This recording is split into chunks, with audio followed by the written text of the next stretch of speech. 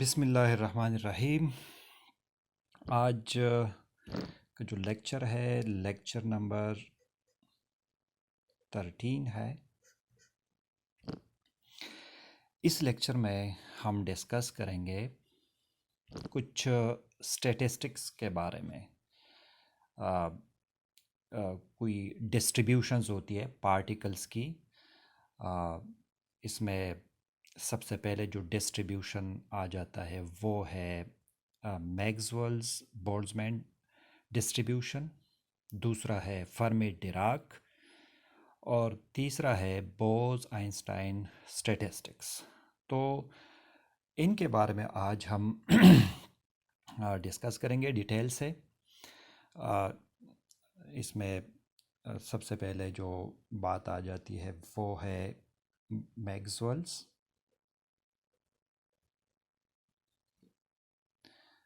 Boltzmann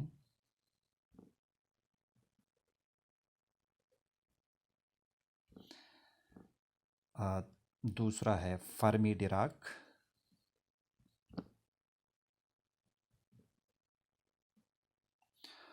and जो तीसरा है वो है बोज आइंस्टाइन स्टैटिस्टिक्स। अच्छा जी, ये आपको पता है basic particles in physics. Basic particles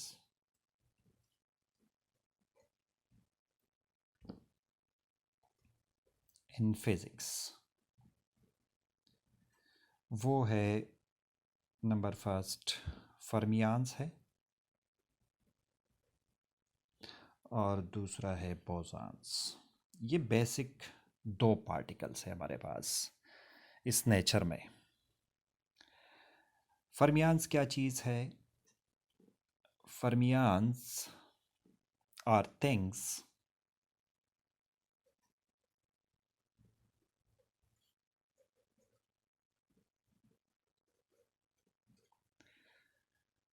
like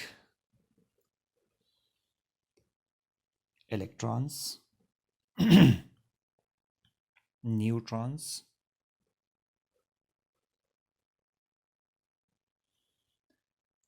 protons,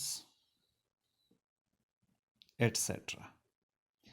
इन किस्म के पार्टिकल्स को फिज़िक्स में हम कहेंगे fermions. What is bosons? Bosons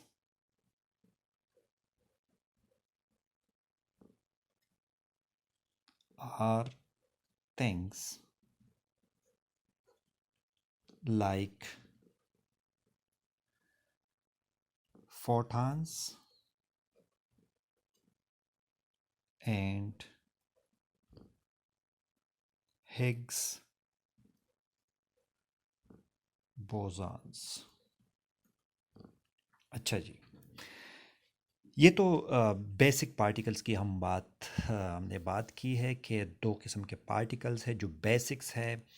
इसकी जो डिस्ट्रीब्यूशन है वो पार्टिकल्स की डिस्ट्रीब्यूशन कुछ इस तरह है। फर्मियान्स है, दूसरा बोसॉन्स है। फर्मियान्स हमारे पास इलेक्ट्रॉन्स, न्यूट्रॉन्स एंड प्रोटॉन्स हो सकते हैं। सिमिलरली बोसॉन्स हमारे पास हो सकते हैं फोटॉन्स, हिग्स बोसॉन्स। और भी पार्टिकल्स है वो हम बाद में डिस्कस कर लेंगे। लेकिन अब हम आ जाते हैं डिस्ट्रीब्यूशन की तरफ कि ये जो मैक्सवेल्स बोल्ट्जमैन डिस्ट्रीब्यूशन है, पार्टिकल्स की डिस्ट्रीब्यूशन किस तरह हो सकती है।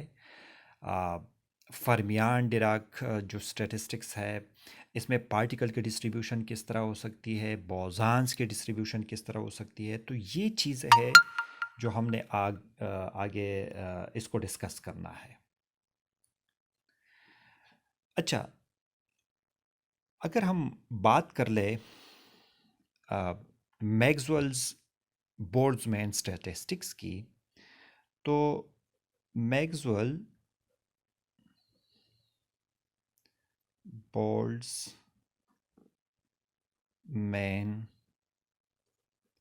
Statistic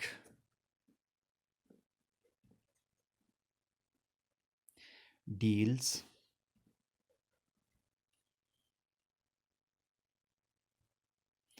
with molecule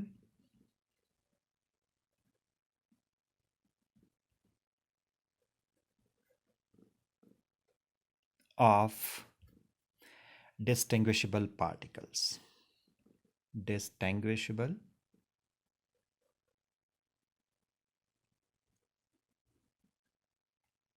particles.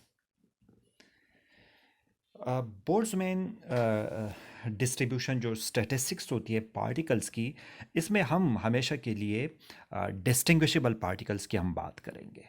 ठीक है, जो डिस्ट्रीब्यूशन होती है पार्टिकल की, जो डिस्ट्रीब्यूशन होती है वो हमेशा के लिए डिस्टिंग्विशेबल पार्टिकल की डिस्ट्रीब्यूशन हमारे पास हो सकती है मैक्सवेल्स बोल्ट्जमैन डिस्ट्रीब्यूशन में। अच्छा, दूसरा जो है हमारे पास वो है Fermi Dirac statistics. Fermi Dirac statistics deals with fermions like electrons of indistinguishable particle। यहाँ पे जो हम बात करेंगे ये इनडिस्टिंग्विशेबल पार्टिकल्स की, जो डिस्ट्रीब्यूशन होती है indistinguishable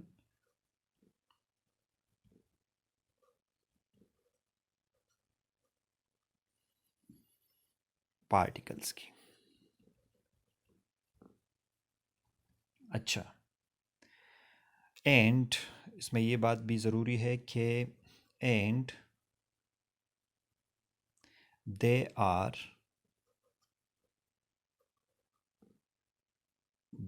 subjected to the Pauli exclusion principle।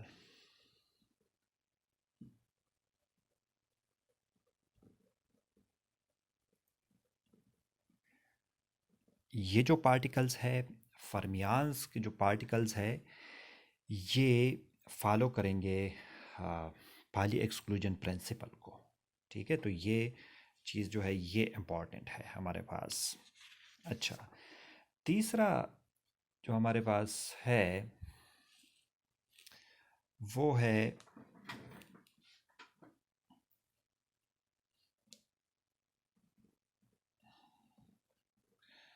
बोस-आइंस्टाइन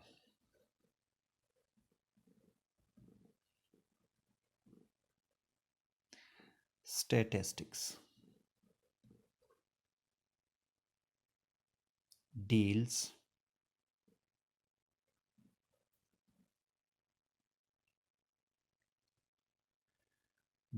with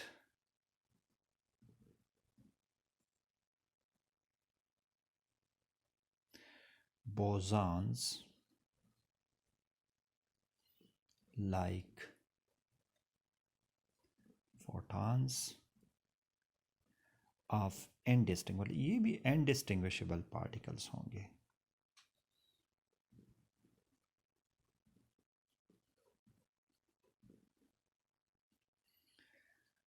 and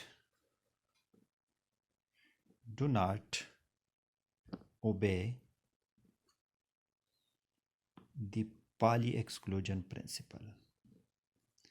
इसमें ज़रूरी नहीं है कि पाली एक्सक्लूजन प्रिंसिपल इधर अप्लाई हो।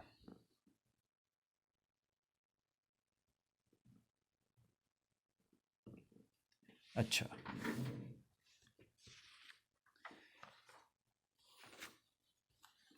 अब हम डिटेल से ये जो डिस्ट्रीब्यूशंस है, Maxwell Boltzmann distribution, Fermi Dirac distribution और दूसरा जो है वो बोस आइंस्टाइन, वो हम डिटेल से एग्जांपल दे के हम इसको एक्सप्लेन करना चाह रहे हैं।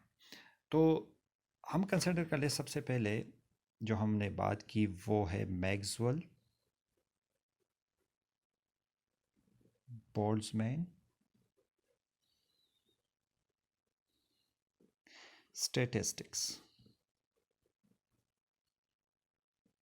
सबसे पहले हम इसको डिस्कस करेंगे। To understand the Maxwell Boltzmann statistics, to understand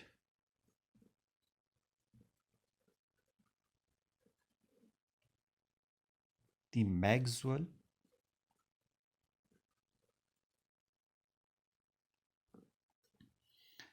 Boltzmann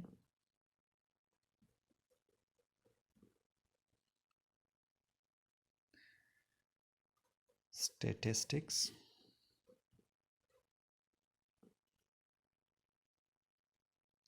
consider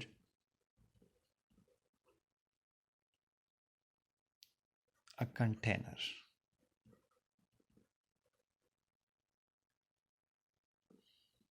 having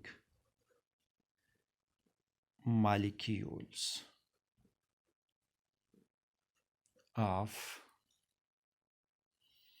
oxygen and nitrogen। यहाँ पे हम एक कंटेनर ले रहे हैं और इस कंटेनर में हम लेट सपोज ये हमारे पास एक कंटेनर है। इस कंटेनर में कुछ मॉलिक्यूल्स है जो ऑक्सीजन के है, कुछ मॉलिक्यूल है जो नाइट्रोजन के है। तो यहाँ से आप लोग ये बता सकते हैं कि कुछ जो मॉलिक्यूल्स है वो ऑक्सीजन के है, कुछ मॉलिक्यूल नाइट्रोजन के है। तो ये यहाँ से एक रिज़ल्ट आ जाते हैं कि इस कंटेनर में हमारे पास डिस्टिंग्विशेबल पार्टिकल्स है।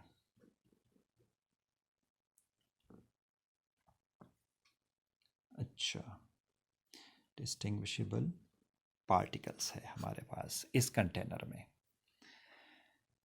अच्छा, यहाँ पे अगर आप लोग देखें, इस कंटेनर में हमारे पास ऑक्सीजन और नाइट्रोजन के मॉलिक्यूल्स है।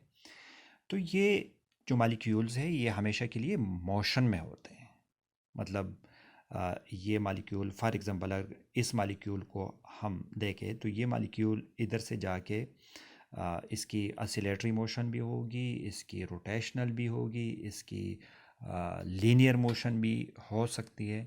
तो अगर हम इस मॉलिक्यूल को कंसिडर कर ले तो ये मॉलिक्यूल जाके इस दीवार से, जो कंटेनर का जो दीवार है, इससे हिट करेगा। जब ये हिट करता है तो क्या हो सकता है, इसकी मोमेंटम चेंज हो सकती है। आ, इसको हम अब आगे बताएंगे कि कैसे। तो ये जो मॉलिक्यूल है, द मॉलिक्यूल्स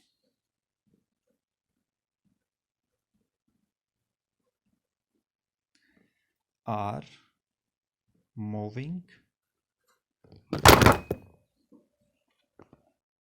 सॉरी,